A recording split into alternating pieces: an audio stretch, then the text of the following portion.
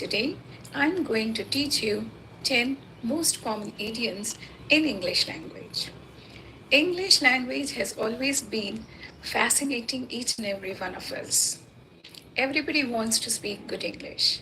Everybody wants to be a good speaker of English. English language has always fascinated everyone. Everyone wants to learn and speak English like a native speaker. It may be difficult to catch their accent, but we can definitely try to enrich our vocabulary and spice it up with idioms and phrases which the native speakers use during their conversation very frequently. Their conversation is always sprinkled with different kinds of idioms and phrases, which makes their conversation very interesting and effective too. So, today I'm here to teach you 10 common English idioms and phrases which the native speakers use, and I'm sure this will take you to the next level. Are you ready? Let's get started. First idiom: bite off more than what you can chew. What does it mean? It means take on a task that is too big. Let's see how to use it. I'm afraid you bit off more than what you can chew. You will find it difficult to prepare your presentation by tomorrow. Second, heads up, a message that alerts or prepares. Usage: my friend gave me heads up about the bad quality of food in the new restaurant in time. I cancelled my booking there. Third one, hash over, to talk about an issue, usually from various points of view and for the purpose of arriving at a decision. Let's see the usage of the sentence. The panel hashed over the issue for 2 hours before coming up with a decision. Now, the fourth idiom: make it snappy. Make it snappy. To tell someone to do something immediately or quickly. I was getting late to the airport, so I jumped into the cab and asked the cab driver, make it snappy. You were in a hurry, you wanted the cab driver to drive very fast and drive immediately, so you told him, make it snappy. Okay? You can also say, make it snappy. We are getting late to the movie. Right. Next idiom: to chime in. CHIME is pronounced as chime. And what does it mean? To chime in means to add something to a discussion, often by interrupting. Let's see the usage. Though I did not agree with the members of the group, I did not chime in to speak out my mind. Maybe you felt that it was not the protocol, it was not good if you chime in and interrupt, so you did not chime in. That is, you did not interrupt the meeting. Probably you told it afterwards. Right. Next idiom: Hobson's choice. What's it? Hobson's choice. What does it mean? It means a situation in which there appears to be a choice when actually there is none at all. Let's see the usage of the sentence. It's Hobson's choice for me. If I don't agree the new policy, I will have to resign. It appears you have a choice, but actually there is none. That's called as Hobson's choice. Seventh one, all over the map. What does it mean? A conversation that does not stick to the main topic and goes off on tangents. Like the main topic is not discussed, but various other things are discussed. That's known as all over the map. Let's see how the sentence can be made. Yesterday's discussion in the meeting was all over the map. We couldn't come to any conclusion because everybody was putting their point of view, everybody was opposing each other, every other topic was discussed other than the main topic. So Main discussion was just kept aside and there was no conclusion, no proper conclusion. So that in that situation, we use the idiom all over the map. Okay. Now let's see the eighth one.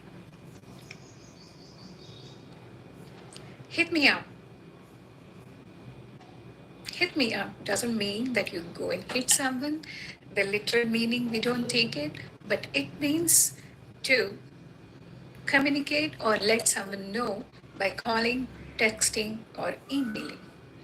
Let's see the usage. It's quite late. Drive safe and hit me up as soon as you reach home. Okay. Ninth one, ruffle feathers. Ruffle feathers. What does it mean? It means to irritate or annoy someone. Okay. And let's see how to use it. My uncle is a nice person, but sometimes he ruffles my feathers by trying to impose his decision on me. Now, the last idiom, and that is cutting corners. Cutting corners. What does it mean? Easing out steps when doing something, often to the detriment of the final product. Right? You ease out some steps, you just leave some steps so that you reach to the end product fast. Or you just neglect some measures, you neglect some essential acts just to reach the result. That's known as cutting corners. Let's see how to use it. After the fire mishap in the school, the parents accused the management of cutting corners on safety measures. The parents were very annoyed. They told the management that you were careless, you did not take all proper measures for the safety of the children. So in that situation, you use cutting corners. Let me know which one of these 10 idioms you like most. Mention it in the comment section. Definitely, when you use these idioms and phrases in your conversation will be very effective and you will be definitely called as an advanced speaker of English. So make use of them in your conversation. I'm sure you have noted down these idioms and phrases somewhere. Keep looking at them, use them regularly in your conversation with your friends, with your family, or with anybody else you meet, so that they become a part of your speech. Right? Okay, so that's all about the idioms and phrases. See you in the next video with another set of idioms and phrases. So for now, goodbye. See you soon in the next video. If you like this video, please like and subscribe to my channel and also share with your friends, because when you share, you grow. Bye bye. See you soon.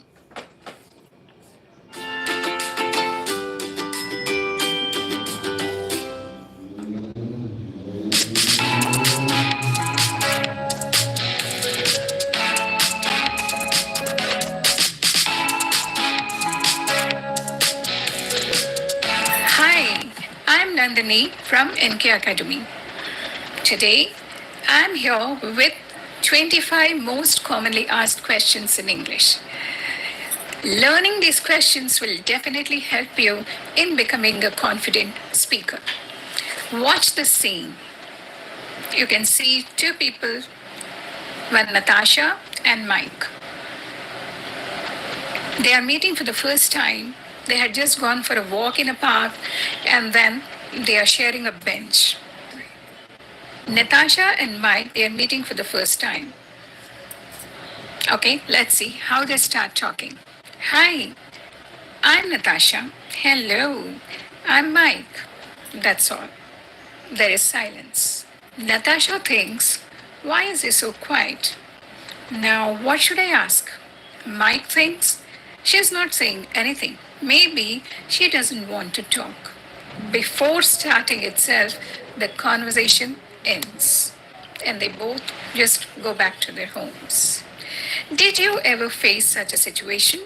and did not know how to continue the conversation? No worries.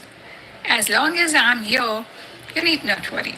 Learn these questions and have a dazzling and meaningful conversation with anyone, anytime, and anywhere. Let's begin with questions on greetings. The most common question which people ask is, how are you?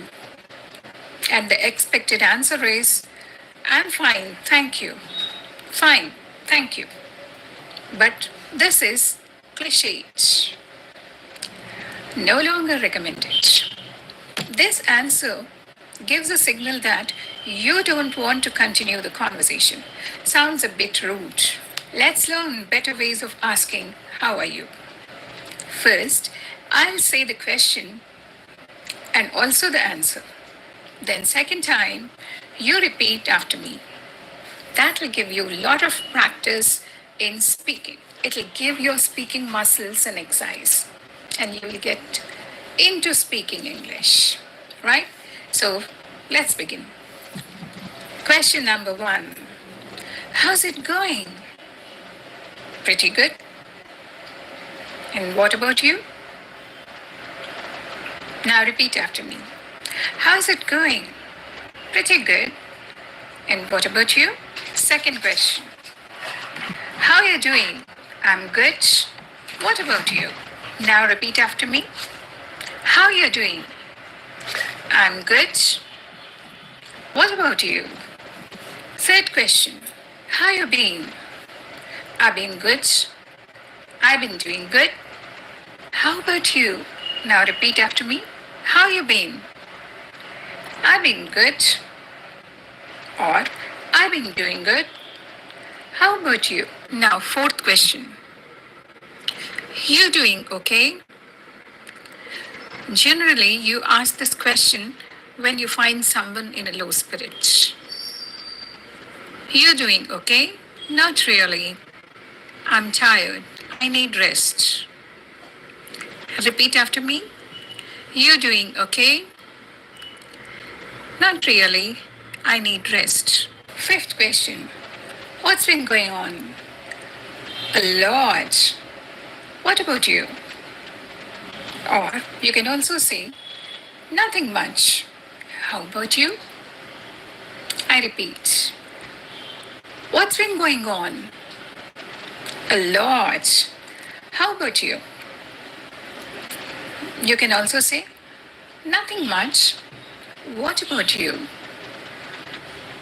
Sixth question. What's new? Not a lot. What about you? Repeat. What's new? Not a lot. What about you? Seventh question. What's up? Or just, sir, this is the most commonly asked question, but doesn't really need any answer. You can just reply, not much, nothing much. Repeat, what's up? Not much, nothing much. You can just say this and move on. Now imagine a situation. You're traveling in a plane. A guy comes and sits next to you. After some time, he may ask you, hi, how do you do? I'm Mike. Now, remember, how do you do doesn't require any answer. It's just a common phrase. You can just reply, hi, I'm Paul. Nice meeting you. Okay? Right. So, eighth question will repeat, hi, how do you do? I'm Mike. Hi, I'm Paul. Nice meeting you. Then you can ask, if you want, you can ask, have you been to NY before? He may say, no, this is my first time. Or he may say, yes, I've been there. So let's repeat the ninth question. Have you been to NY before? It could be Chicago, it could be NY, it could be Virginia, or it could be New Jersey, anything. So, have you been to NY before? No, this is my first visit.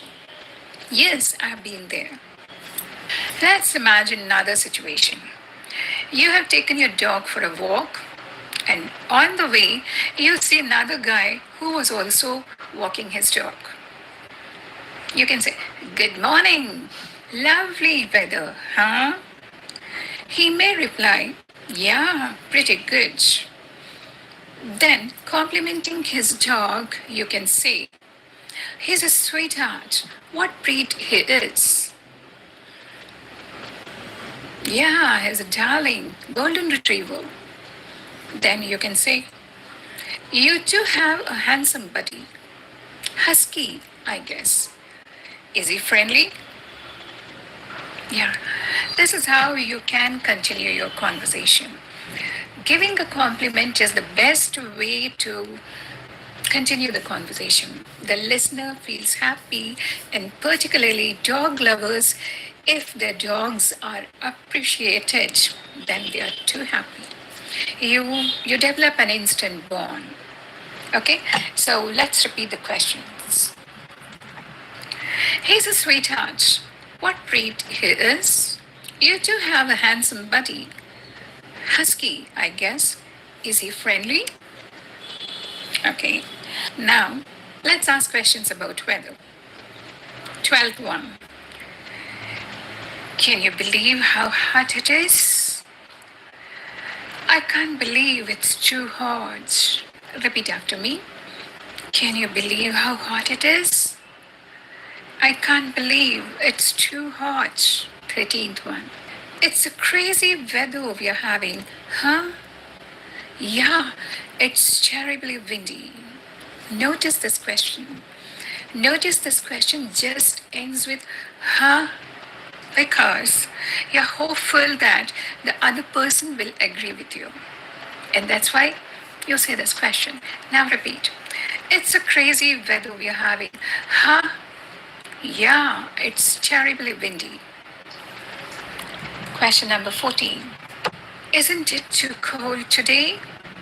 Yeah, I feel like sipping hot soup watching my favorite talk show. Let's repeat. Great question. Isn't it cold today? Yeah, I feel like sipping hot soup watching my favorite talk show. Question number 15. What's it like out there? It's cloudy.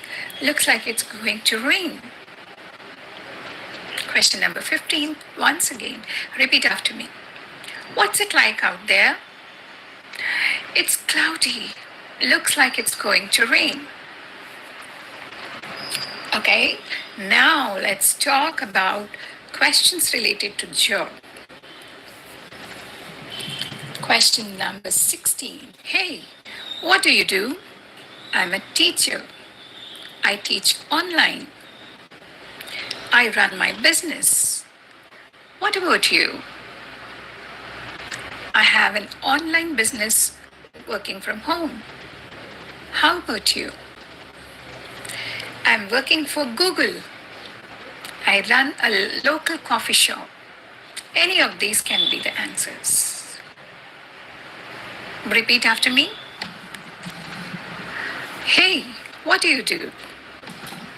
I run my business. What about you? I'm a teacher. I teach online. I have an online business working from home. What about you? I'm working for Google. How about you? I run a local coffee shop. What about you? Question number 17. How is it working for Google? It's very challenging.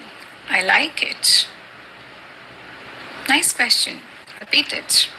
How is it working for Google? Oh, it's very challenging. I like it. Even at your workplace, you need to ask certain questions with your co-workers. Some of the questions I'm going to discuss here. Question number 18. Hi, do you have a second? I want to discuss my project with you. Sure, I'll be free in a minute. Repeat. Hi, do you have a second? I want to discuss my project with you. Sure, I'll be free in a minute. Question number 19.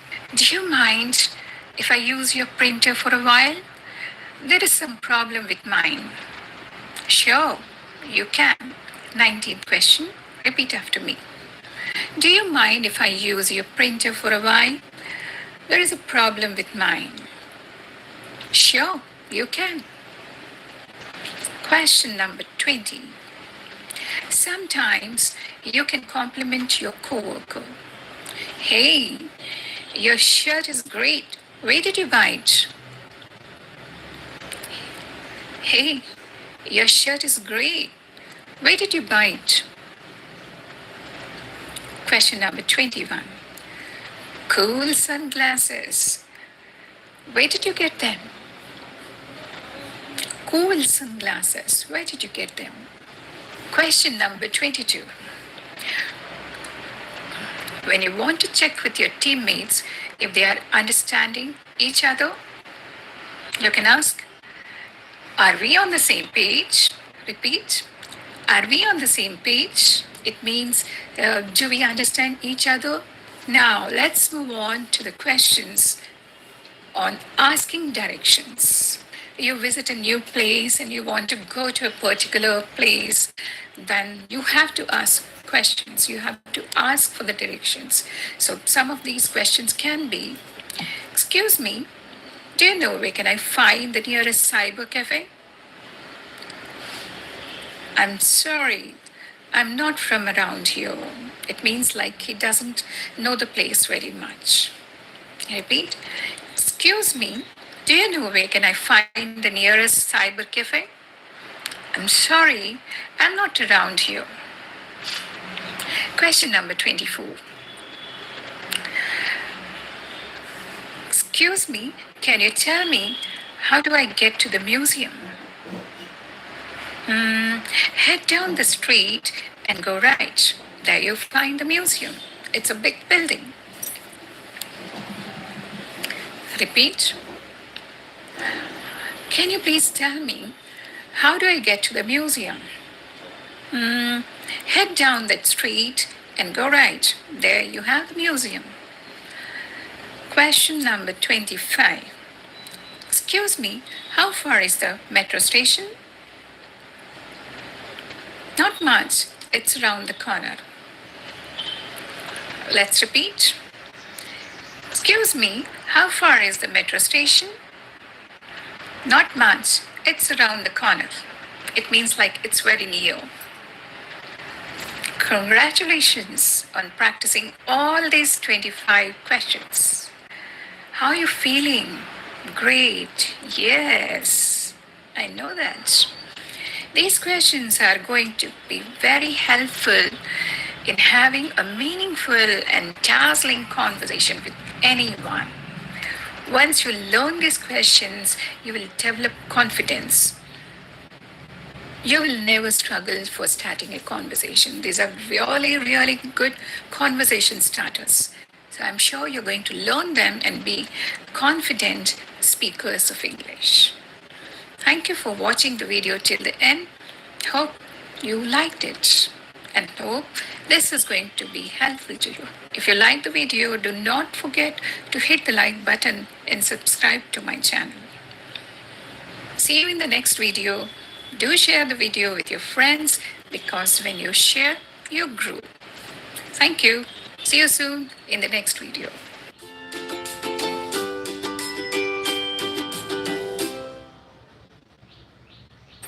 Do you want to sound like a confident speaker of English and be a fluent speaker? Then, a great way of doing is chunking. In this video, I'm going to give you lots and lots of examples of chunking and show you how to do it. So, let's begin.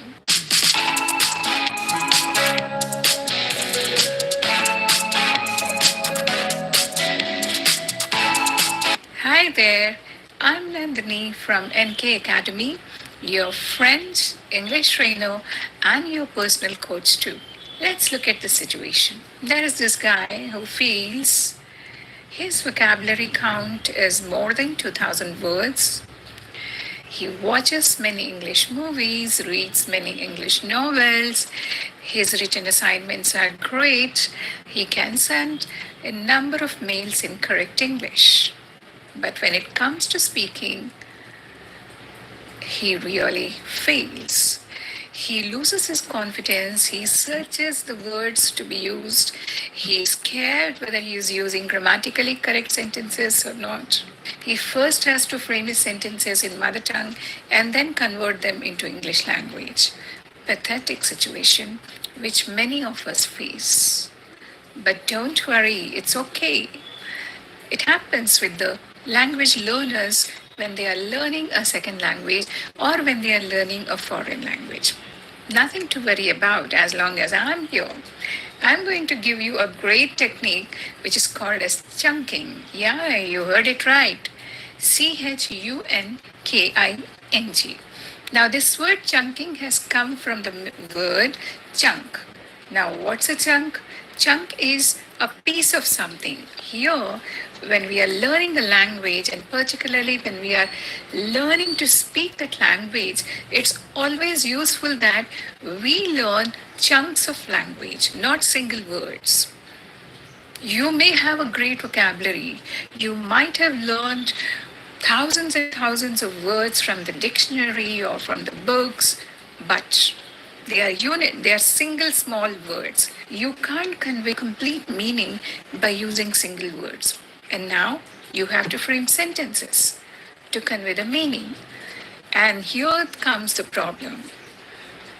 You really don't know how to combine these words. You have the words, you know their meanings, but when it comes to joining them and making meaningful sentences, there arises the problem. To overcome this problem, the best solution is to learn chunks. What are chunks?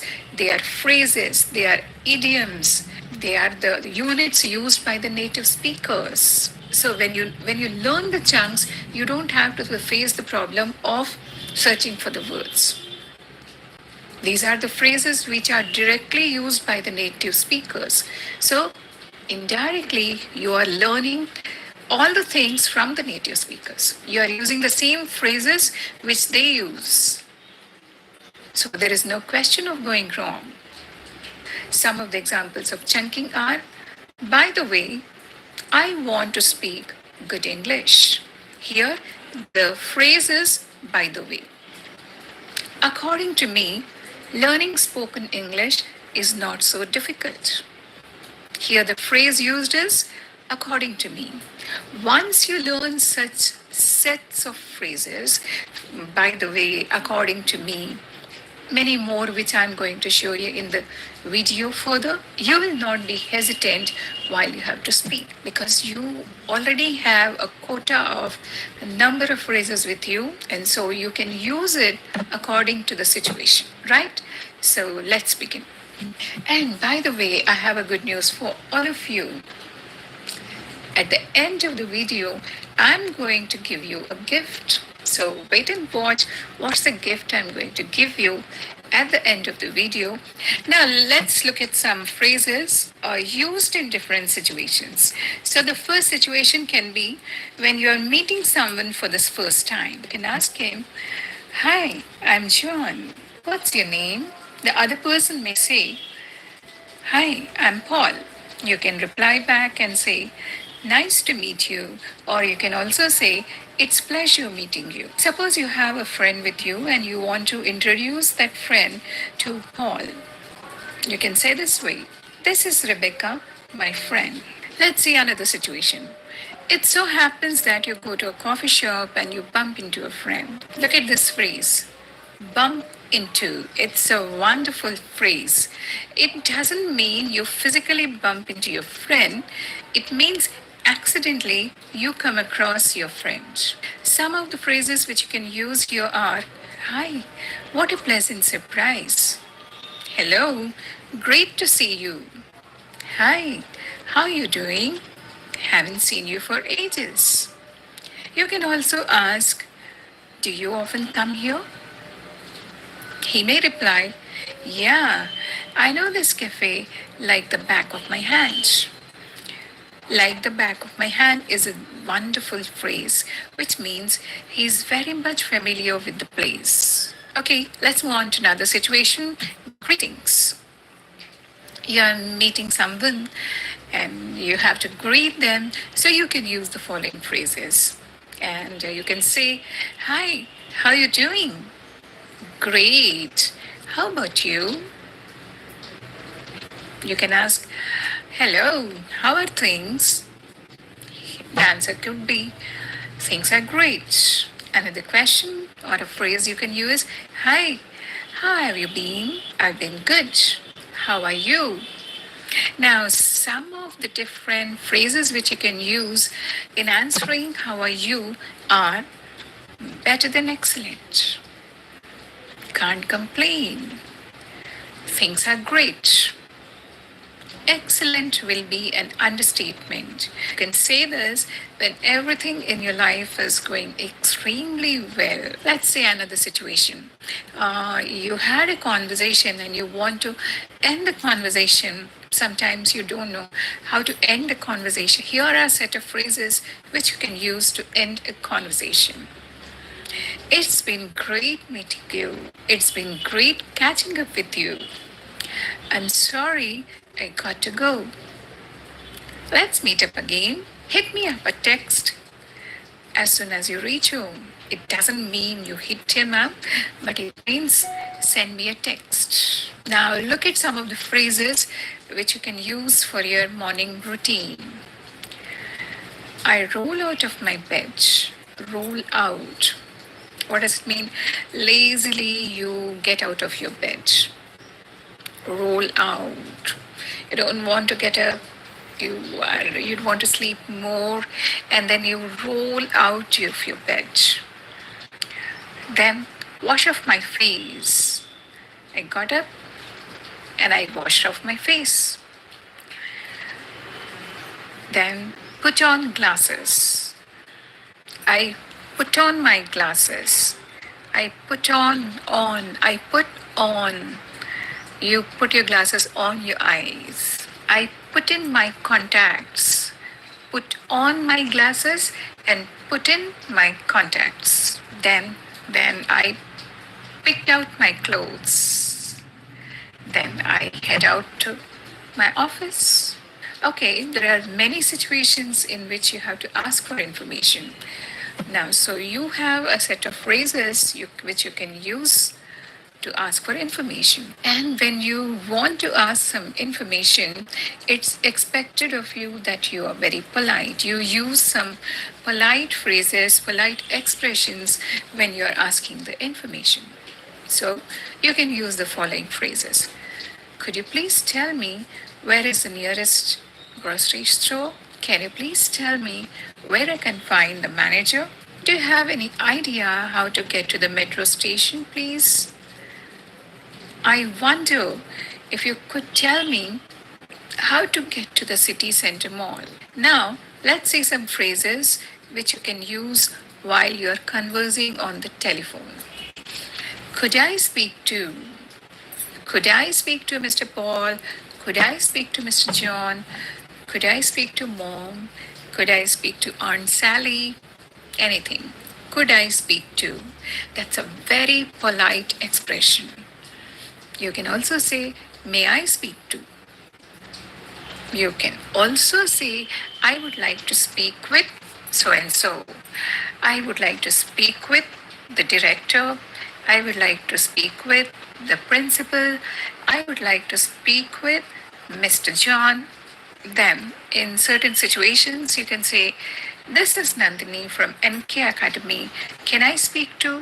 Then, another phrase you can use is this a good time to speak? Or you can say, "I just got a missed call from this number." Then, another phrase, "May I know who's calling?" And somebody calls you up and says, "Can I speak to your mom?"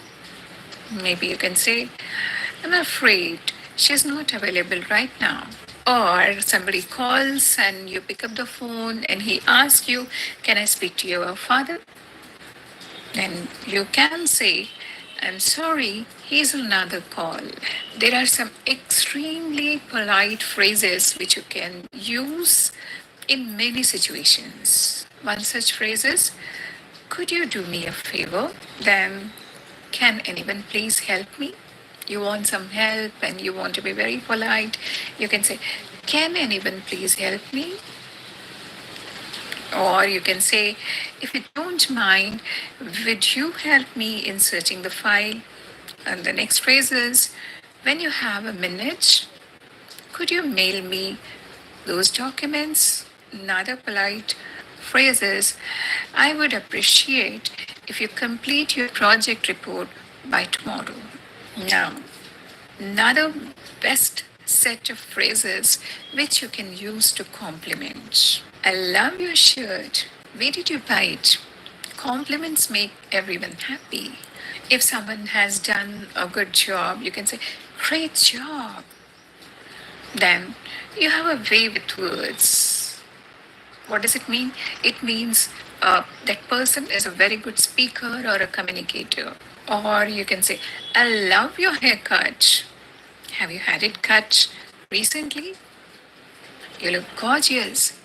Remember, don't say you look gorgeous today because that person might feel bad and may ask, oh, that means other days I don't look good, I don't look gorgeous.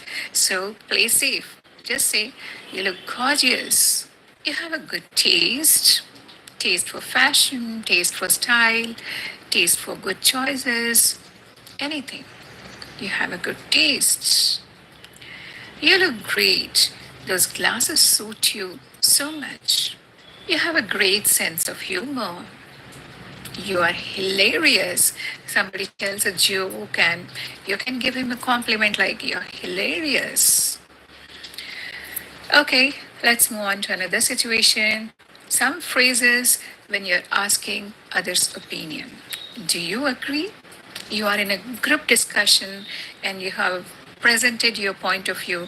After that, you can ask, do you agree with me? What do you think? You want to involve the other person too. So you can ask, what do you think? This is my opinion, but what do you think? How do you feel about this? Then you can say, I would like to hear your thoughts on this topic. Now let's move on to some advanced phrases. On second thoughts, I might not accept the promotion. Your friend says, probably you are going to get a promotion, but you have your reasons, you have your family issues, because this promotion involves you to move to another station. So you may say, on second thoughts, I might not accept the promotion. At the end of the day, what matters most is that we all are safe. Now, what does this phrase mean? At the end of the day, it means like something like, finally, what counts is the safety of all the members in the house. I wasn't in conference in the beginning. I totally feel out of the loop. Out of the loop. It means like I'm not able to understand all the things because I was not present at the beginning of the conference. Out of the loop, like I'm not very, very clear about what was discussed. I don't get the connection. I'm out of context. Are you kidding? When you hear something surprising, it's something like the situation can be you have written your test very well and you're expecting very good marks, but your friend tells that you got 40%. Then you say you're surprised. You say, are you kidding? Next phrase. On the face of it, she looks settled, but she's not. On the face of it, like she is pretending, she is acting as if she is settled. She's trying to present that she is settled, but actually the situation is different. Next phrase. When I saw her, she was on the verge of breaking down. On the verge of, like at a point, at a point. Next one. Hang in there, mate. Things will improve.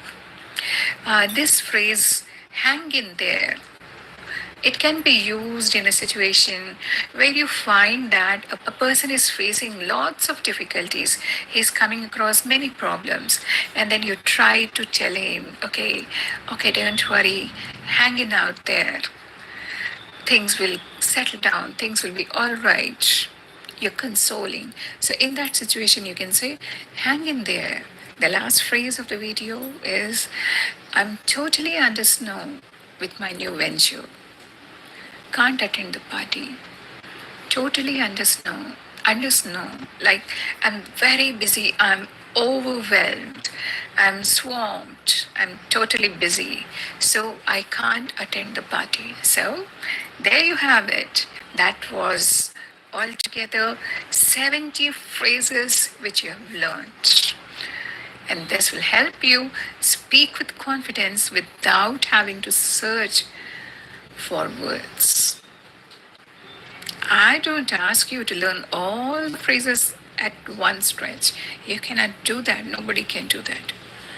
But at least a couple of them you learn every day and use them in your daily conversation, because if you use them in your daily conversation, they'll become part of your language. And as I told you, I have a good news for you at the end of the video.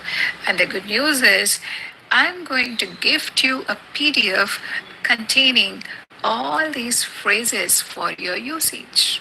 I am leaving the link in the description. So use that link, use the PDF which I am gifting you. Maybe you can take a printout, or maybe you can note it down somewhere. But the thing is, make use of at least couple of phrases in your daily conversation, because if you don't use them, you will forget. So use it. It will definitely help you in making you a confident speaker of English. That's all for the video today. So you have learned 70 important phrases which you can use in different situations. Make use of them and tell me which of these phrases you like the most. See you in the next video. Till then, goodbye. But don't forget to hit the like button.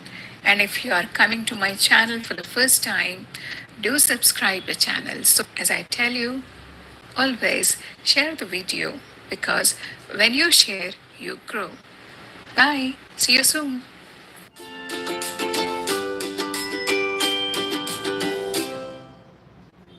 Hi there.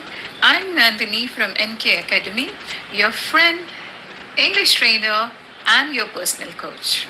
In today's lesson, we are going to learn how to talk about food in English. In this video, we have different sections. In the first section, we will discuss like how to describe a food. In the second section, we will be discussing how to express our likes and dislikes about food. In the third section, we'll have conversation about food, and then we will have a conversation about how to choose a restaurant. And in the last section, we will go to a restaurant and see that how to place an order. So are you ready? Let's begin.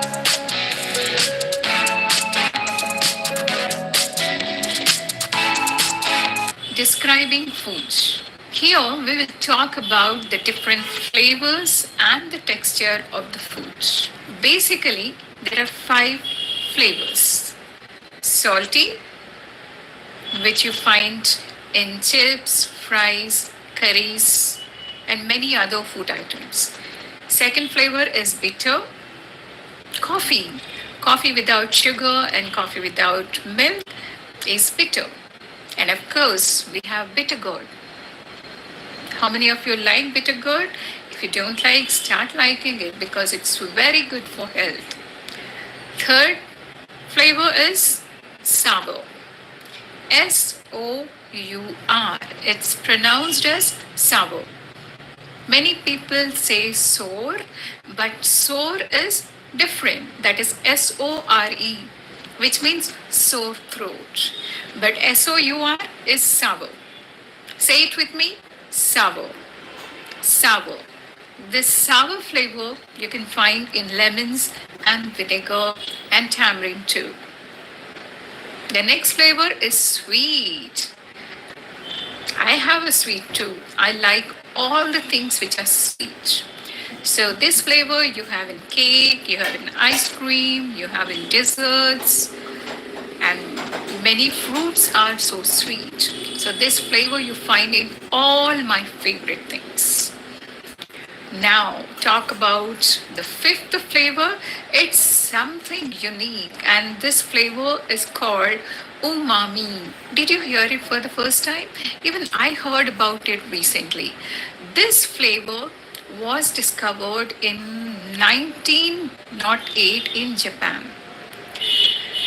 And umami means essence of deliciousness, and its taste is often described as meaty, savory deliciousness that deepens flavor. In a way, you can say that it has a very rich flavor. And this flavor is found in tomatoes, carrots, mushrooms, poultry, soya sauce, green tea, and even in breast milk. Okay, so you have learned a new term that is umami. Now let's move on to the texture of foods. So let's listen to this conversation. Maria, Mom, I feel like eating French fries. Can you please prepare for me? Sure. Freshen up and come. They'll be ready. Thanks, Mom. Please make them really crunchy. So, crunchy is the texture. Like, what is a texture? Texture is something like which you feel when the food is inside your mouth. Crunchy. The meaning of crunchy is like when you bite it, there is a sound. When you crush it, there is a sharp sound. So, crunchy French fries, uh, crunchy crackers. You have so many crunchy things which you want to eat along with your food, as starters too. Chips, they are all crunchy. There are other textures too, which are soggy. Soggy means something very, very soft. You don't want soggy chips, you want crunchy chips. And then there is another texture which is called chewy. Chewy, which needs to be chewed hard. When you overcook, especially meat, if it is overcooked, it becomes very hard, and you really have to chew it very hard. So, chewy also is one texture. Mushy. I don't like mushy rice. Means very soft and pulpy. So these are the different kinds of textures: crunchy, soggy, mushy, chewy, and succulent and juicy. Even that's a texture. Now, another situation, let's listen to this conversation. Priya says, I'm avoiding fried food. My, that's good. You can still enjoy air fried ones. They are healthy. Ria, you're right. And sometimes I eat baked ones as they are prepared with less oil. So here you find some words like fried food, air fried, and baked. Baked and fried, they are common. But probably many of us have not heard about air fried. When you air fry the food, it means that the food is fried in hot air. And for this, you use air fryers. So, a new word for you, that is air fried. Okay, let's listen to another conversation between mother and daughter. Payal, do you want to eat scrambled eggs or poached eggs? No, mom, give me sunny side up. Now, what does scrambled eggs mean? They are made from eggs stirred, whipped, or beaten together while being gently cooked on slow fire. Then what's poached egg? An egg dropped from its shell and cooked in simmering water for about 5 minutes. You get Fourth step. And what's sunny side up? You just break an egg, put it on the frying pan, let the white settle down. It hardens, but the yolk is still runny and it maintains the round shape. And this looks like sun. That is sunny side up. So, three words: scrambled, poached, and sunny side up. Okay, now let's move on to the next one. Next situation.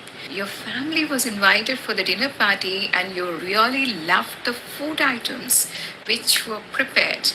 Your mom says the food is delicious. Your dad complimented and said it's really tasty. Your brother told it's very, very yummy. Now you want to use a different kind of a word, not the same ones. So take the help of these words. You can use them. You can say the food is mouth watering. What's mouth watering? Like appealing, stimulating your taste buds. When you look at the food, you feel hungry, your mouth starts watering. So you can say the food is mouth watering. Or you can say the biryani is full of flavors. I loved it. Or you can say the biryani is flavorful. I loved it. It's amazing. Thank you very much for the beautiful dinner. You can also say the food is divine, means extremely delicious, heavenly. Or some other words to use are really good. I enjoyed it. The pudding just melted in my mouth. I loved it. I love the gooey chocolate dessert. What's gooey? Gooey is soft and sticky. My mouth is watering. I really want to taste that gooey chocolate dessert. Don't you? Yeah. Now let's see another situation wherein you had your food at the party and you're totally full. You can't even take another bite, and then the host comes and forces you to take another helping. Can you eat more? No, but these food pushers, they will make you eat more and you feel really uncomfortable eating more food. Are you listening this food pusher word for the first time? What does it mean? Food pusher. Food pushers are the relatives and friends who force you to take extra helping, eat more and more, even when you're totally full and you can't even dare to take another bite. These food pushers really become a problem. But you can't say no rudely because that might hurt. Here are some very polite expressions which you can use in those situations. No, thank you. I want to save space for dash. I want to save space for dessert. I want to save space for coffee. I want to save space for the pudding.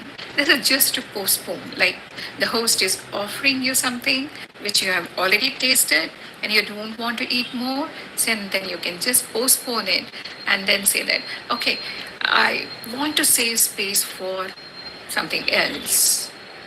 You can also say, dash bothered my stomach, so I'm going to pass on this dish. It could be peppers, or it could be garlic, or it could be the spices. So you can just say, spices bother my stomach, so I will just pass on this dish. Another way is, this looks great, but I really want to enjoy what's on my plate now. Or you can say, oh, I'm full. I couldn't eat another bite. Thanks for the amazing meal. No matter how much you like or you do not like the meal, being gracious guest is the most important thing. The host had taken so much pain to prepare the dinner or the lunch, so you can't be rude. Always compliment the host. Use these sentences. You know, this meal was amazing. Thank you so much for hosting. Oh, my favorite part of the meal was the chicken curry. I'm so impressed you made it. I can never make it right. I really appreciate the way you made lasagna. That's my favorite dish. Thanks a lot for preparing such a delicious lasagna. I really appreciate how much effort and thought you put into dinner. Thanks.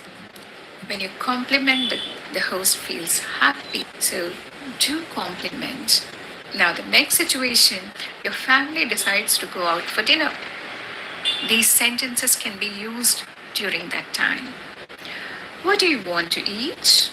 And the answer can be, let's go to Dash. You can say the name of the restaurant. Let's go to Taj. Let's go to Subway. Let's go to McDonald's. Let's go to Chipotle. See the use of to. What's the phrase? Let's go to. And then you can say the name of the restaurant. Or you can also say, let's go to an Italian restaurant. Let's go to a Chinese restaurant. Let's go to a South Indian restaurant. Any of these ways you can say, but maintain the phrase, let's go to. There is another way of saying, you can use the preposition for. Let's go for Chinese. Let's go for North Indian food. Let's go for Mughlai food. Here we are talking about the type of food. Mughlai, Chinese, Italian, Mexican. If you like sushi, then you can say, let's go for Japanese. If you want to be more polite, then instead of saying, what do you want to eat? You can say, what would you like to eat? Now, you can also ask, what sounds good? In this context, the question means, what food sounds good for you? And here you can just say a single word, Indian, Mediterranean, Chinese, Mexican, Japanese. One word and that's enough. One more question you can ask here is, what do you feel like eating? The reply can be anything like, let's go for Chinese, let's go to an Italian restaurant, let's go for fast food, or you can say, let's go for something very light. These questions can be asked at home too. Like your mom asks you, what do you want to eat? And you can answer, Mom, I really want to have something light, just soup and salad. Mom, I really want to have really tasty. Can you prepare some veg pasta? Use these sentence structures. Now, in the next situation, when you have to choose a restaurant, you can ask the question, where do you want to go for lunch? And the replies can be, let's go to a fancy place. Let's go to a place that has good ambience. Let's go to a place which is very romantic. Let's go to a place with a nice view. Let's go to a Thai restaurant. So on and so forth. So the pattern is, let's go to. Let's go to a fancy place. Let's go to a Thai restaurant. Let's go to a romantic place. Let's go to a restaurant which is very near. Let's move on to the next situation. And here, once you have decided which restaurant to go, you can do the reservation over the phone. And you can use these sentences. Hello, Hotel Hampshire. How can I help you? Hi, I would like to make a reservation for 4 people. May I know your name, please? I'm Nandini. Then, when is your reservation? It's for tomorrow at 7 p.m.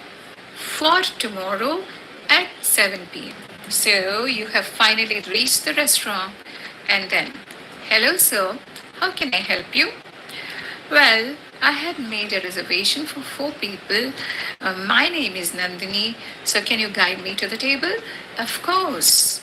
This way, so he shows you the table and you settle down on the table and then you say, Can I have the menu, please? Sure. Here it is. Would you like to order some drinks? The answer can be no thanks. Or you can say, uh, I'll have an orange juice. Or you can say, I'll have mojito. Watch the spelling. The spelling is Mojito.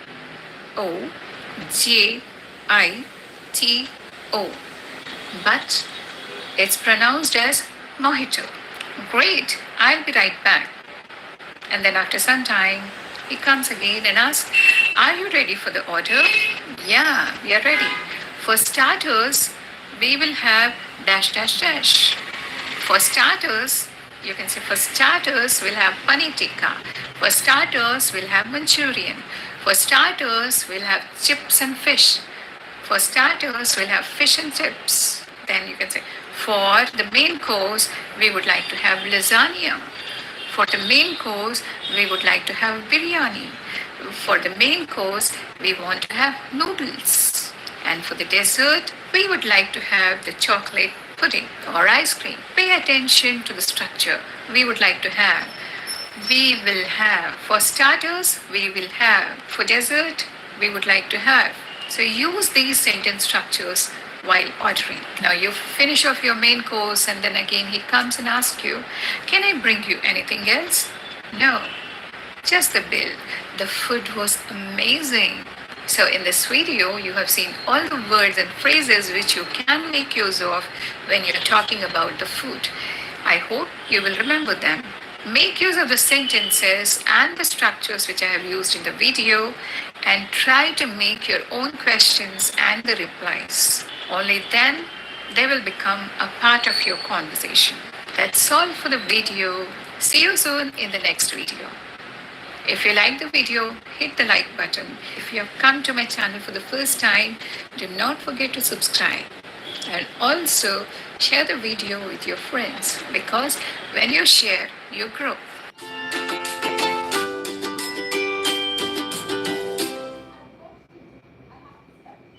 Hi, welcome back to NK Academy. Learn English with Nandini. In today's video, you're going to learn words and phrases related to weight loss, health, and diet. So, are you excited? I am.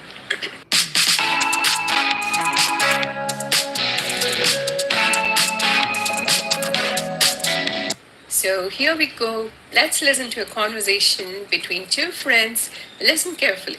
Jenny. Hi, Susan. I have great plans. Shall we order pizza? I'm ravenously hungry. Susan. Oh no, I'm trying to stay away from junk food. Want to eat something healthy. Jenny. Sounds good. Susan. I'm incredibly out of shape. Last week, I participated in the 5K run, but within 10 minutes, I was out of breath. So, trying to cut down on calories and get back into shape. Jenny, I appreciate it. Can you recollect the phrases which you have come across in this conversation? Let's discuss them.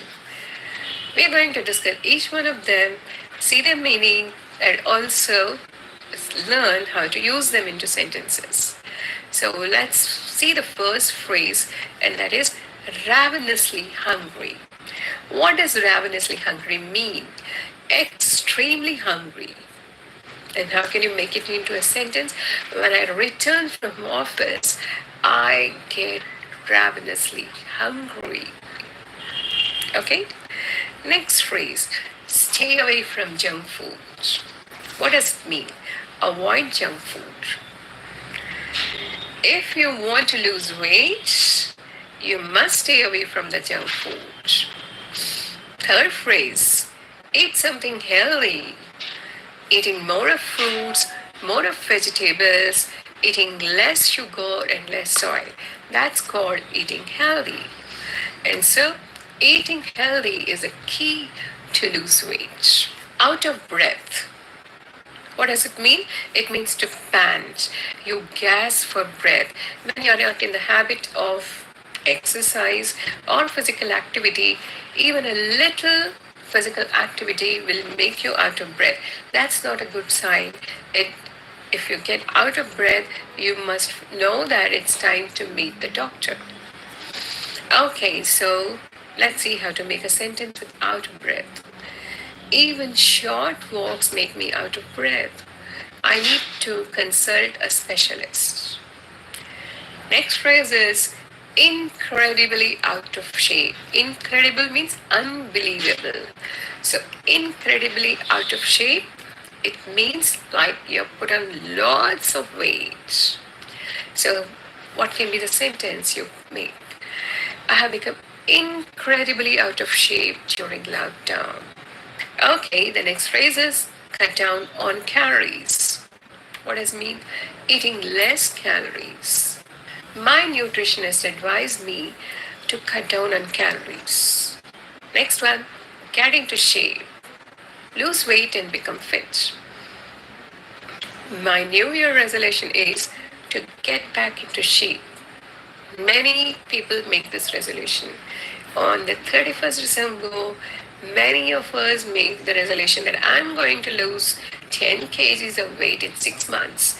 I'm going to lose 4 kgs every month. Making resolution is good, but working for it is the most important thing. Okay, now these are some of the phrases which we have come across in the conversation. Now I have 3 questions for you and I want you to answer them. You can pause the video, you can answer them and post your answers in the comment section.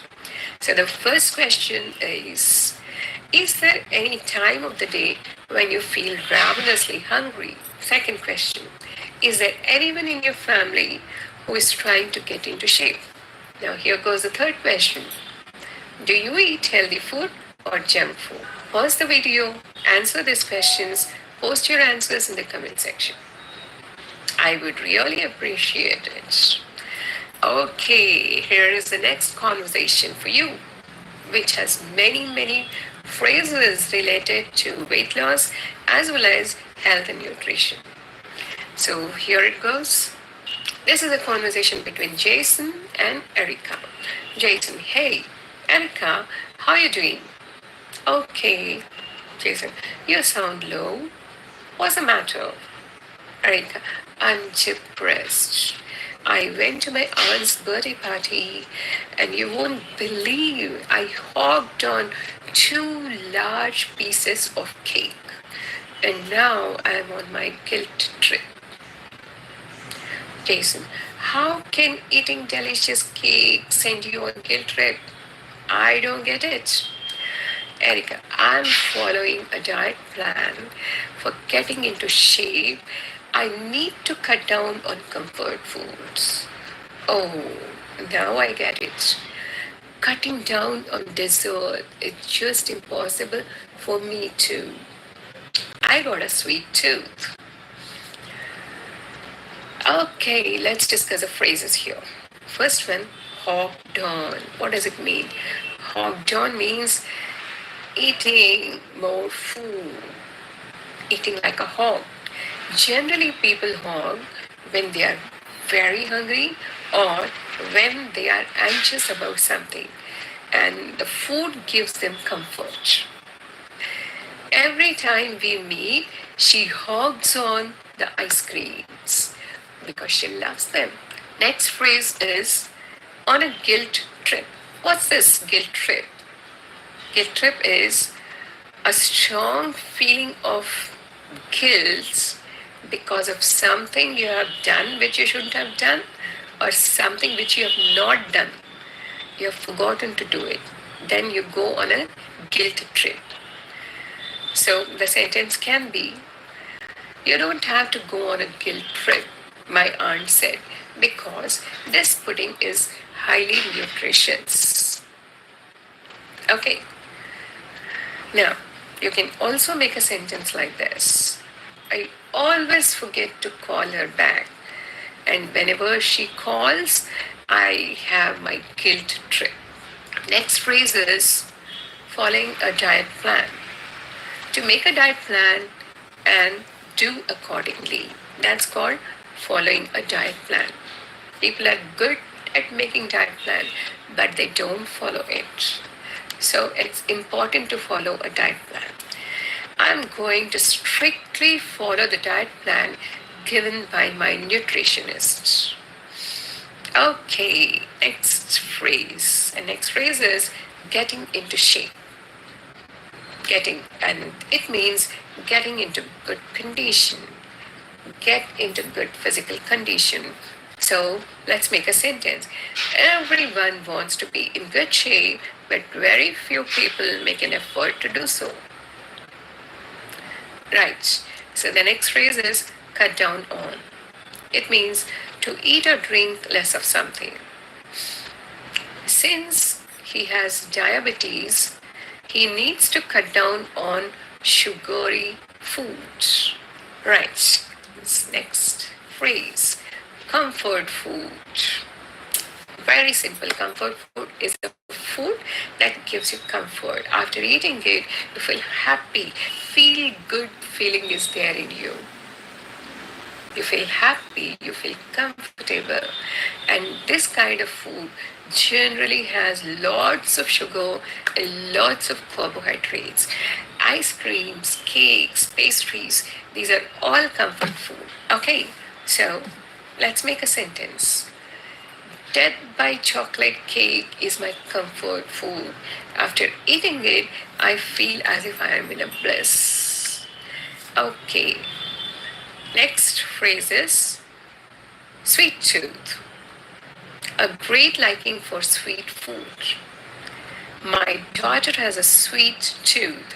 She needs dessert after every meal.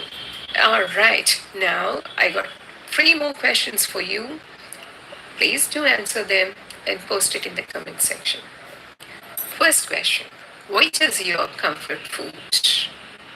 Second one, who has a sweet tooth in your family? Third question, did you go on a guilt trip anytime? You can pause the video, answer these questions, and then post it in the comment section. Right? Here is another conversation between Jason and Erica after Erica visits a nutritionist. Jason, hey, Erica, you look better now? Erica, yeah, I visited the nutritionist, Dr. Smith. Sounds great. Hope this helps you. Erica, I'm quite positive about it.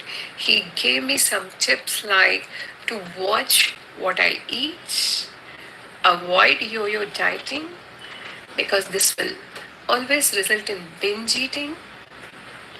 He asked me to try to get my 5 a day. Most important of all, he asked me to plan my meals in advance. He also asked me to stay off from junk food. Jason, great. Middle age spread is very common among 50 plus people, more so now because all of us are leading a sedentary life and also because of the work from home culture. It's better you plan your workout regime too. Erica, I have to because most of the time I'm either a couch potato or a mouse potato. Eventually, I have put on lots of weight. Okay, now let's discuss the phrases which we have come across in the conversation. The first phrase we came across was being positive about something. That means hopeful and confident. Donald Trump was quite positive about his winning the elections. Next phrase we came across was to watch what I eat. What does it mean? It means not to overeat. Be careful about what you are eating. That's watch what I eat. Looks like you have put on some pounds. You need to watch what you eat. Next one.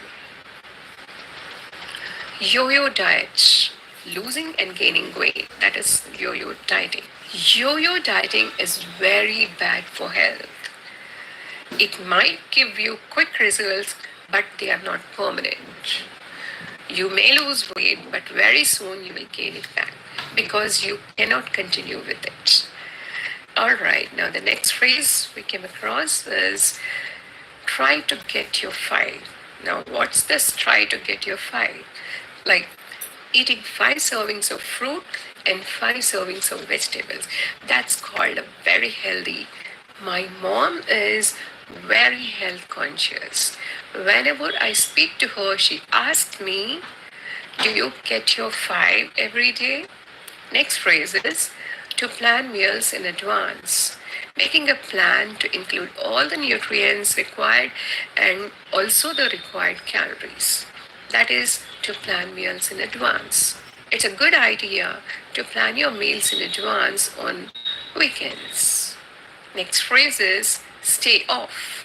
Stay off means to avoid. Coffee is my vice. I find it difficult to stay off it. Vice means a habit which is not good for you, a kind of addiction. So, coffee is my vice.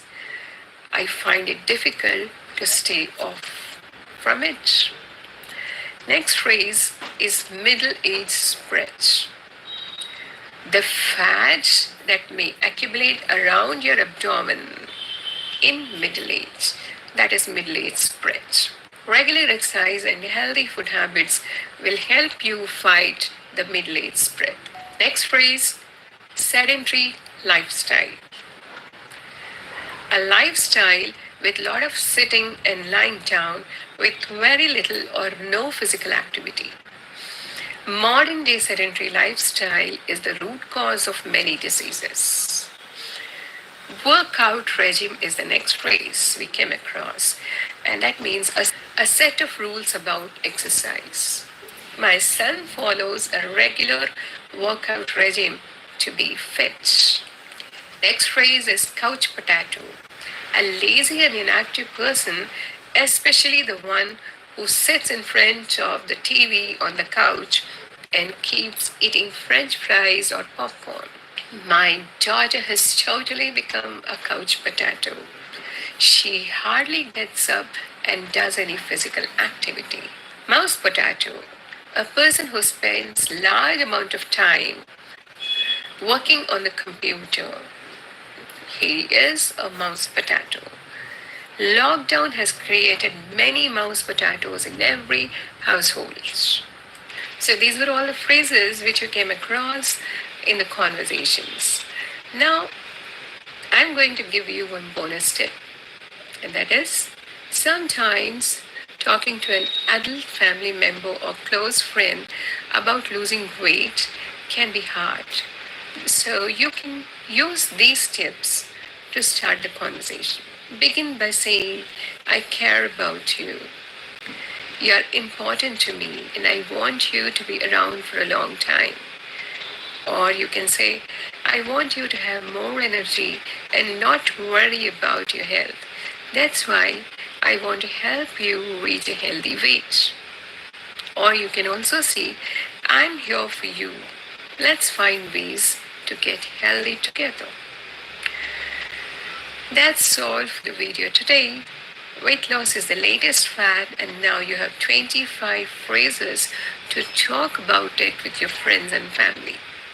Make use of these phrases and speak like a native speaker of English, and also be called a smart speaker too. Do hit the like button, and if you are visiting my channel for the first time, do subscribe to my channel so that you can watch more such videos. The sole purpose of my channel is to make you a confident speaker of English.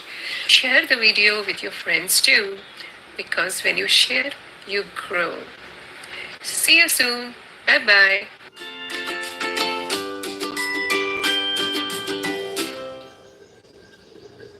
Welcome back to my channel, NK Academy. And you're watching Learn English with Nandini. In today's video lesson, you're going to learn how to talk about the most important part of the house and that one room which is called as kitchen. Kitchen is one room which is common in all types of houses across the world. There is no home without a kitchen. Whether it's a one bedroom apartment, double bedroom apartment, studio apartment, a small house, or a big mansion, kitchen is essential in all types of houses. So, today let's learn the vocabulary and phrases related to this important part of the house, which is called as kitchen. Let's get started.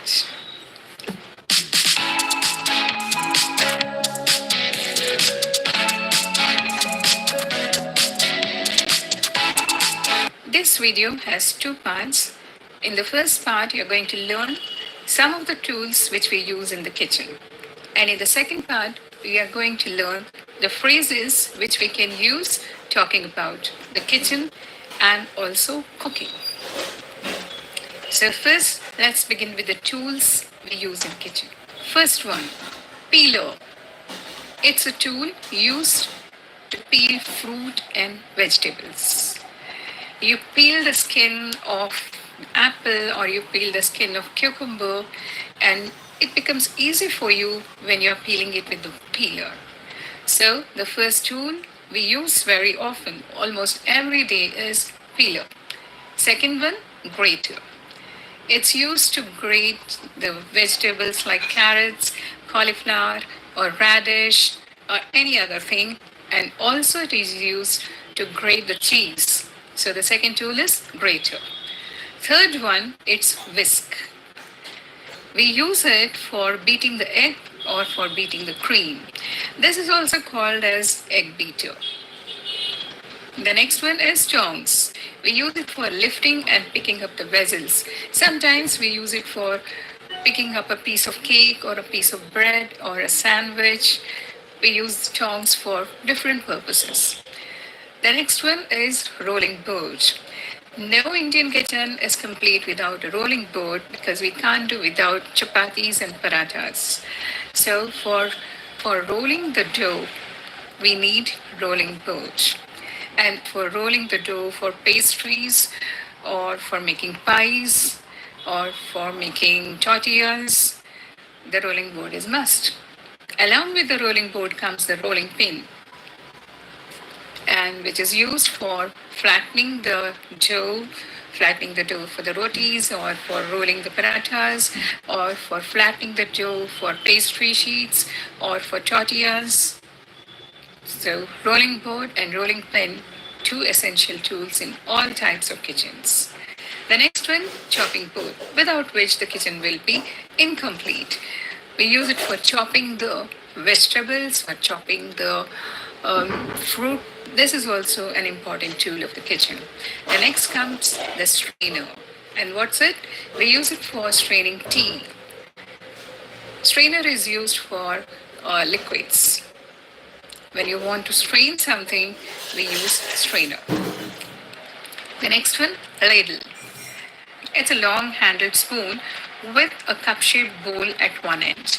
We use it for pouring dal or for pouring soup into small containers. So that's a ladle. The next comes cleaver. What's it? How do you pronounce it? Cleaver. And what's a cleaver? It's a tool with heavy broad blade for chopping meat. Next one is colander. It's a bowl with perforations or holes in it, which is used for straining off the liquid after washing the vegetables or even after cooking. Like you boil the noodles and you boil the pasta, and when you want to drain off the water, we pour the entire thing in the colander and the water goes out. The next kitchen tool is mortar and pestle, which is used for pounding spices. You can use the grinder also, but mortar and pestle is a very traditional kind of a thing and it's very handy. So you use it for pounding spices.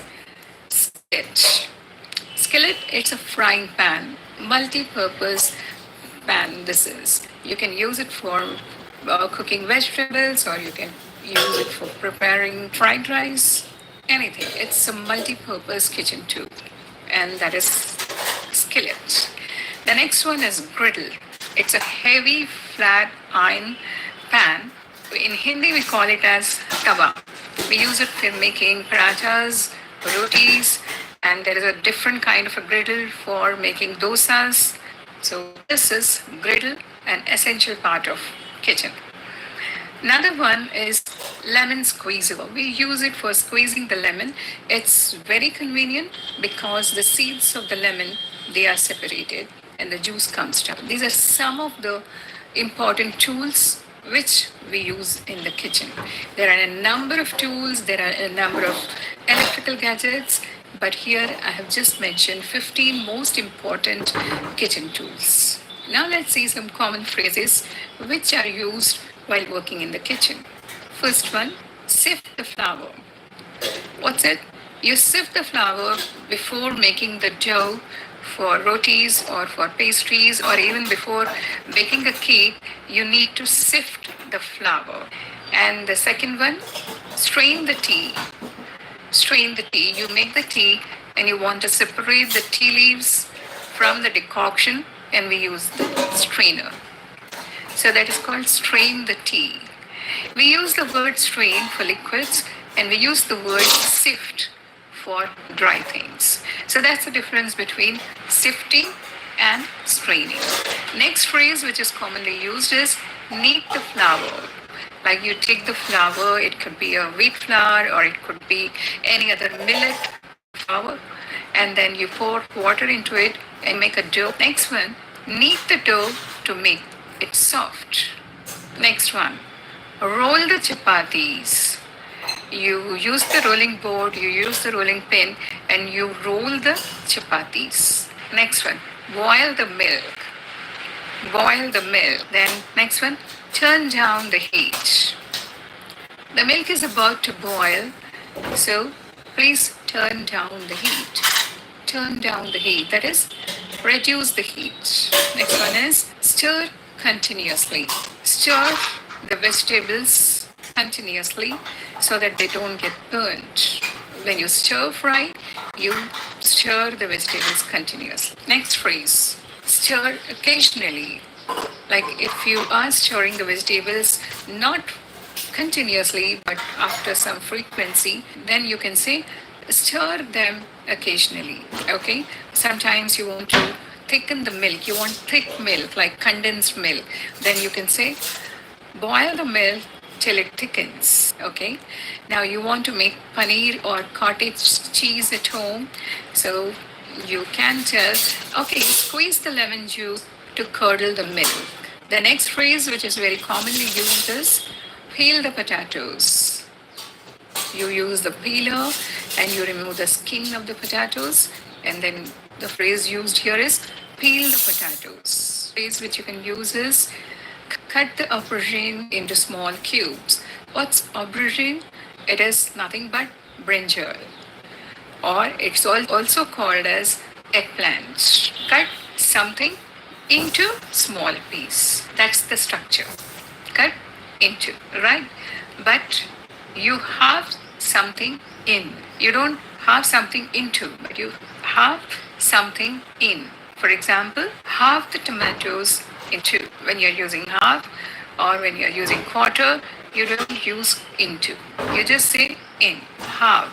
Halve is the verb form of half. Next phrase which you can use is cut the radish into thin slices. Cut and into. Cut the radish into thin slices. Then you can also use the phrase slice the cucumber. Slice the cucumber. Halve and de-seed the capsicum. Halve. As I told you, halve is the verb form of half. Half. But here it is halve. Halve the, what's the meaning of de-seed? Like removing the seeds. Quarter the tomatoes. Quarter the tomatoes. Okay, then chop the onion as finely as possible. Chopping means cutting them down into very thin pieces, very small pieces. So chop the onion as finely as possible. Dice the peppers.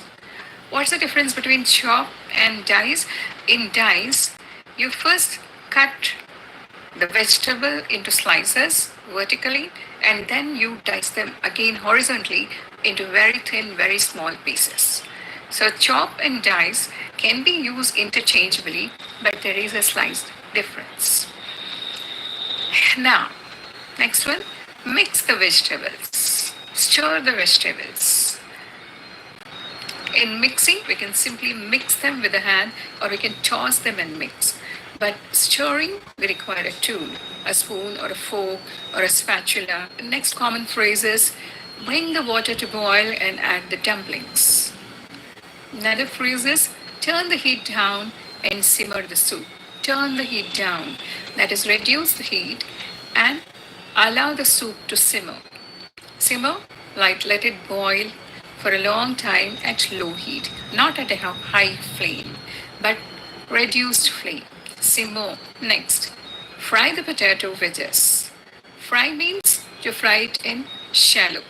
Fry refers to shallow frying. Deep fry the fritters. Deep fry is taking a lot of oil and then allowing it to boil and then frying the things in it. That is deep frying. Frying refers to shallow frying and deep fry refers to using a lot of oil and frying. Next phrase we commonly use is blend the soup until it is smooth. Blend the smooth. You can use the hand blender or you can use the electric blender to smooth it. Okay, now the next one is add a dollop of butter, a spoonful of butter in the soup, a dollop of butter, a dollop of cream, a dollop of sour cream. Another phrase which we can use is sprinkle some pepper on the omelette. Sprinkle, like very little amount. Sprinkle. Sprinkle coriander leaves on the dish.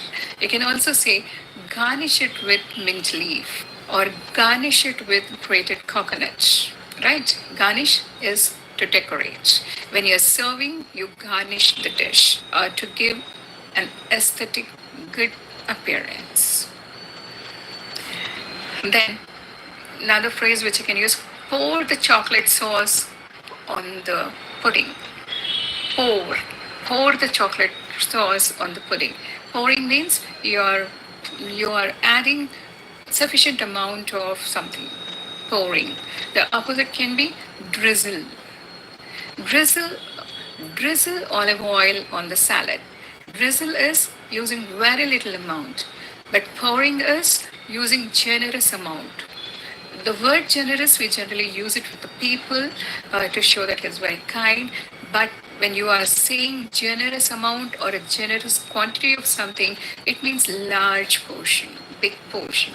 So these are some of the kitchen tools and phrases which you can use to talk about the kitchen, to talk about preparing for food, and to talk about cooking the food and also serving the food. Hope you like them. Tell me which one of the phrases you liked, and also post in the comment section which was the last dish you had cooked. So that's all for the video today. If you like the video, hit the like button, hit the notification bell so that you get to know the latest videos which I publish.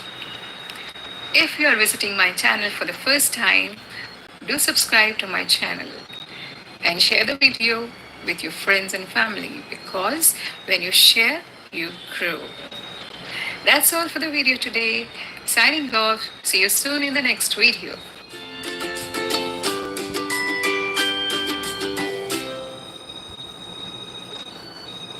Hi, welcome back to my channel NK Academy.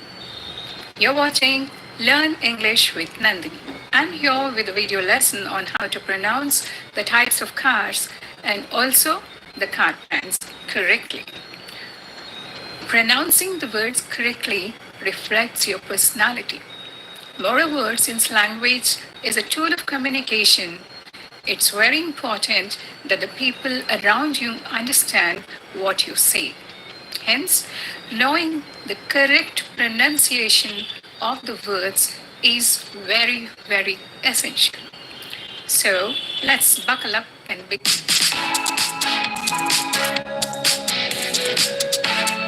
This video has two parts.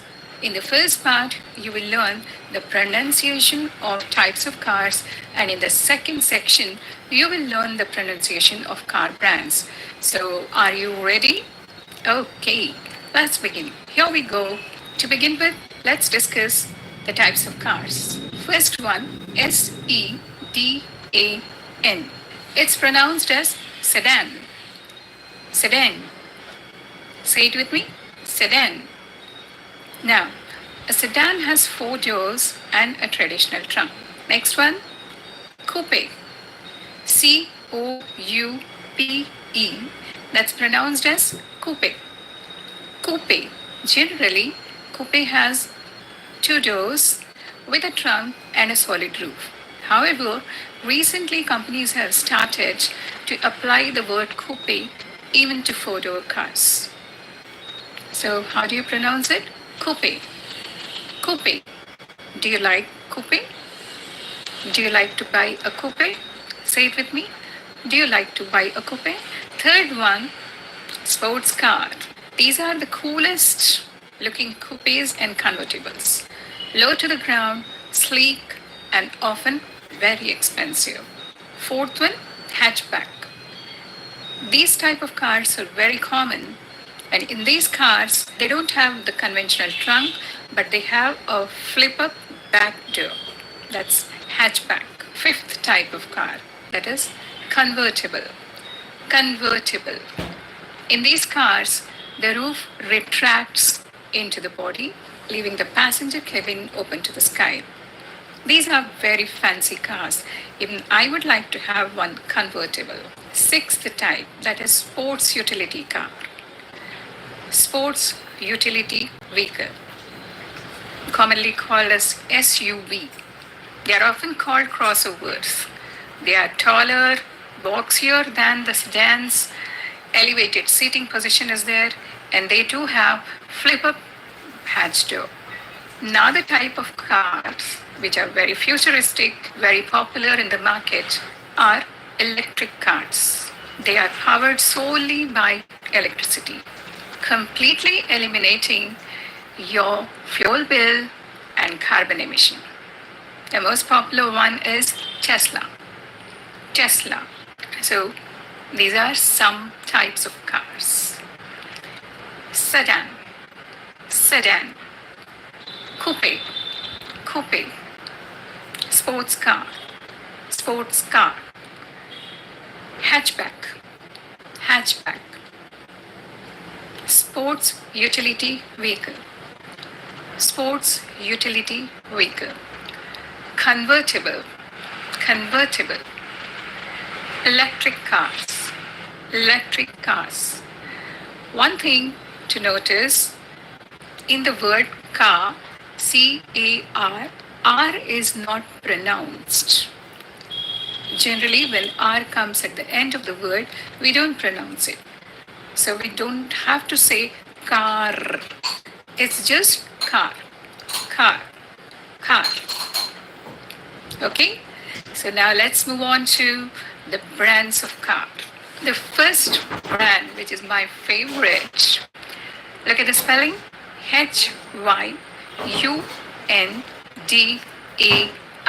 How do we generally pronounce it? Hyundai? Hyundai? No, both are wrong.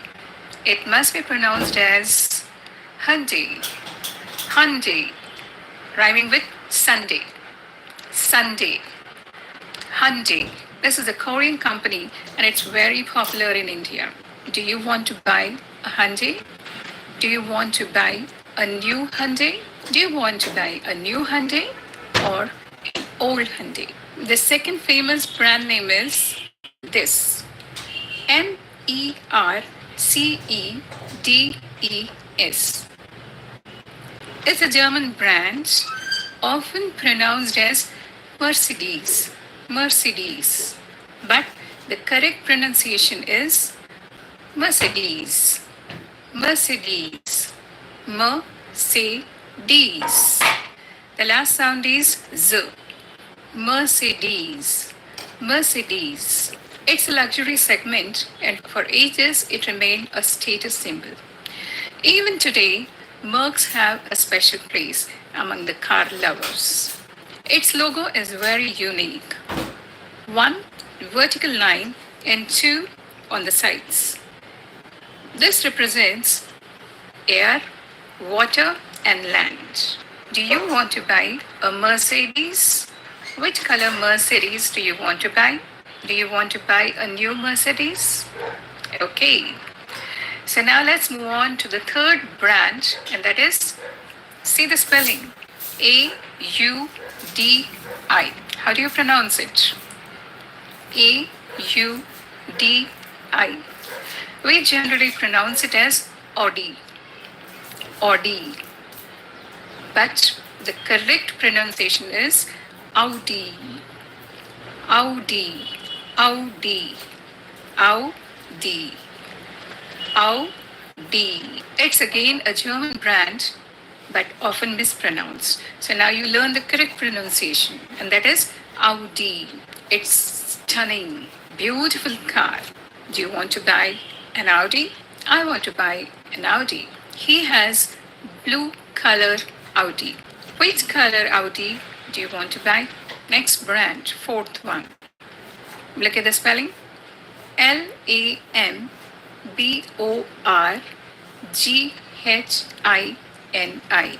There's a famous Bollywood song too. Do you remember? But that pronunciation is not correct. It should be pronounced as Lamborghini. Lamborghini. Lamborghini. Lamborghini. Lamborghini. Let's use it in a sentence. There is a Lamborghini parked in front of his house. I want to buy a Lamborghini. Do you want to buy a Lamborghini? So let's move on to the next branch, and that is Renault. How do we pronounce? Renault? Renault? No, both are wrong. It has to be pronounced as Renault. Renault. Renault. Say it with me. Renault. Last L and T, just remove them and say it. Renault. Renault Duster. I want to buy a Renault. Renault is very comfortable. Do you want to buy a Renault? Do you want to buy a new Renault? Next brand. Wow. This is the most beautiful car. Porsche? Porsche? Porsche? No. None of them is correct. The correct pronunciation is Porsche. Porsche. Porsche. Okay? Say it with me. Porsche. He drove a Porsche 911 Turbo. And you know, Porsche is again a German car with a quite tricky pronunciation, of course. Do you like to buy a Porsche? She loves to drive Porsche. I want to ride once again in Porsche. Alright, so we'll move on to the next brand, and that is, look at the spelling, Jaguar. Jaguar. It's a British multinational brand. Later on, it was merged with Land Rover. The correct pronunciation, do you know? It is Jaguar. Jaguar. A sound is there. J and then a sound. A, like you pronounce in cat. So in the same way, it is Jaguar. Let's practice it. Do you want to buy a Jaguar? I love to ride Jaguar. I never drove Jaguar. Let's move on to the next brand, and that is a famous American brand which has become popular in India too. And what is that brand? Look at the spelling first. Chevrolet. Chevrolet. Chevrolet. Chevrolet. It's an American car brand, and Americans love to call it Chevy. Chevrolet are very common in India. Chevrolet is a luxury car.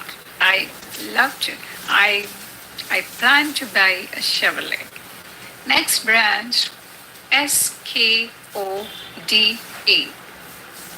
And how do you? It's a Czech company, and it's pronounced as Skoda. Skoda. Skoda. Sh sound is there. Sh and then ko and d. Skoda. Her next car is going to be a Skoda. I want to buy a Skoda. All right. So it is not Skoda, but it is Skoda. Next brand. Wow. I'm crazy after this. And look at the spelling. Such a misleading one. That is Volkswagen.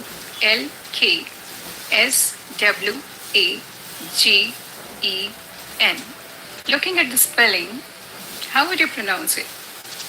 I would have pronounced it as Volkswagen.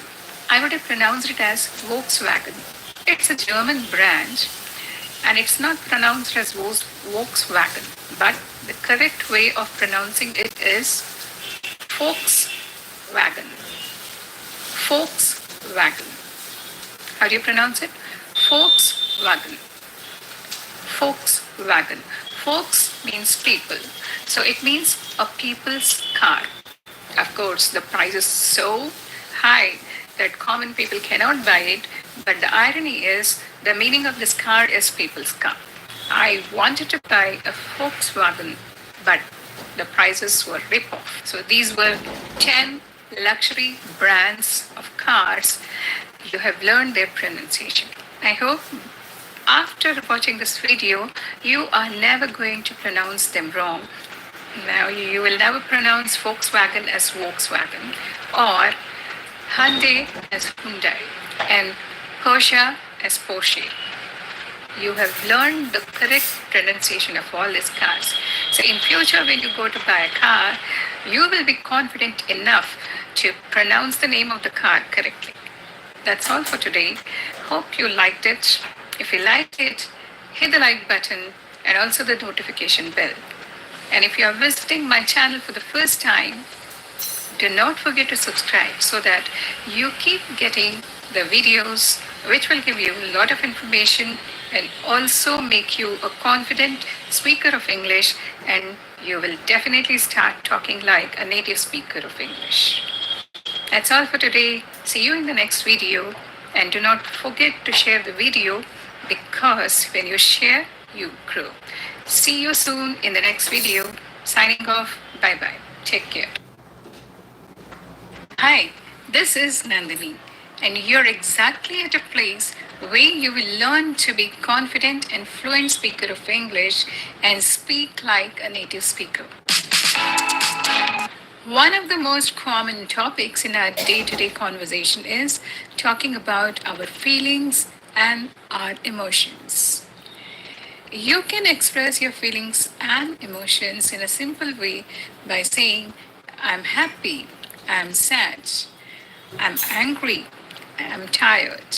That's perfectly all right, but the native speakers use many more words and phrases which express these emotions precisely and in a more accurate way.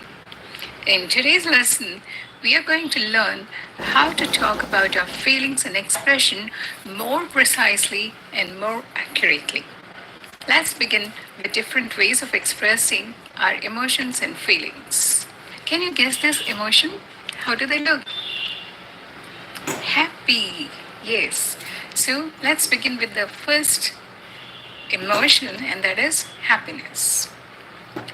When you're happy, you can say, I'm happy, or you can also say, I'm thrilled. I'm thrilled. Thrill means to have a sudden feeling of excitement and pleasure. When my father told me that we are going to Amsterdam during my vacation, I was thrilled. My friend was thrilled about her selection in the national hockey team. You can also say, I'm delighted. Delighted. Delighted is happy about something. Something has happened or something is given to you and you're delighted. I was delighted looking at the gift. I was delighted when my son's team won the trophy. Next phrase you can use is I'm blissfully happy. Blissfully happy is being happy and at peace too. After my morning meditation, I feel blissfully happy. The couple celebrated their 25 years of blissfully happy married life. When you are in an intense state of happiness and self confidence, you can say, I'm in a euphoria. I was in a euphoria when I heard that I received the prestigious national award as the best teacher. When he received the scholarship, he seemed to be in euphoria. When you're extremely happy, you can also say, I'm overjoyed. The parents were overjoyed when their son told them about his promotion. I was overjoyed when my colleagues celebrated my birthday in the office. So, these are the different ways you can express your feeling or your emotion of happiness. Now that we have talked about feeling happy, let's talk about feeling sad. There are days when you get a feeling a little low.